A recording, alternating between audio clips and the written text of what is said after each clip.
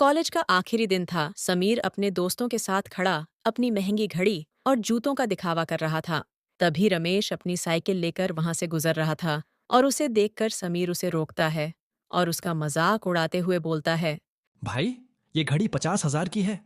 जिसके पास पैसा है उसी की इज्जत है। क्यों रमेश, तुम्हारी फटी हुई चप्पलें क्या कहती हैं? समीर, इज्जत जूतों और घड़ी से नहीं, चरित्रों से मिलती है।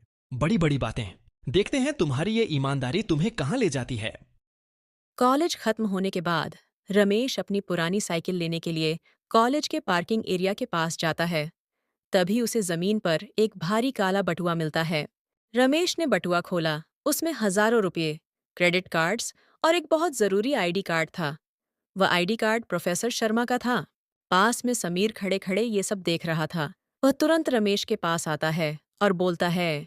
अरे वाह, किस्मत खुल गई तुम्हारी। पैसे निकालो और बटुआ फेंक दो। किसी को पता नहीं चलेगा।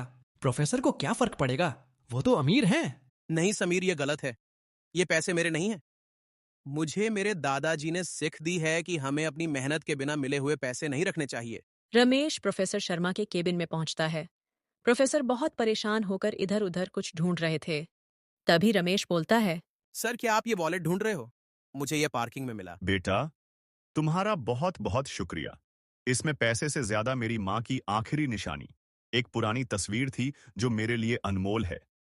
वैसे रमेश, मैंने सुना था कि तुम अपनी फीस भरने के लिए पार्ट टाइम काम ढूंढ रहे हो। हाँ सर, वो तो है। प्रोफेसर और रमेश कॉलेज के असेंबली हॉल में आते हैं, जहां पर समीर और बाकी छात्र खड़े थे। प्रोफेसर सभी छात्रों को आह्वान करके बोलते हैं।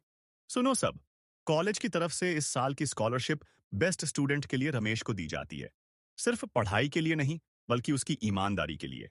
लेकिन सर, स्कॉलरशिप तो ग्रेड्स पर मिलती है। ग्रेड्स इंसान को डॉक्टर या इंजीनियर बना सकते हैं, लेकिन ईमानदारी उसे एक इंसान बनाती है। मुझे एक ऐसा छात्र चाहिए जिस पर मैं भरोसा कर सकूं। रमेश को स्टेज पर बुलाकर स्कॉलरशिप का सर्टिफिकेट दिया जाता है और ये सब देखकर समीर गुस्सा होकर चला जाता है। बाद में रमेश समीर के पास जाता है और बोलता है। समीर, आज पैसे ने नहीं, मेरी ईमानदारी ने मेरी मदद की। रमेश, आज तुमने साबित कर दिया कि ईमानदारी से बढ़कर कुछ नहीं है। वैसे तुमको ये सर्टिफिकेट के लिए बहुत बहुत अभिनंदन। Thank you very much Sameer. बाद में रमेश और समीर एक दूसरे को गले मिलते हैं। तो दोस्तों, इस कहानी से हमें सीख मिलती है कि ईमानदारी एक महंगा उपहार है। इसकी उम्मीद सस्ते लोगों से न करें। अंत में जीत हमेशा सच की होती है।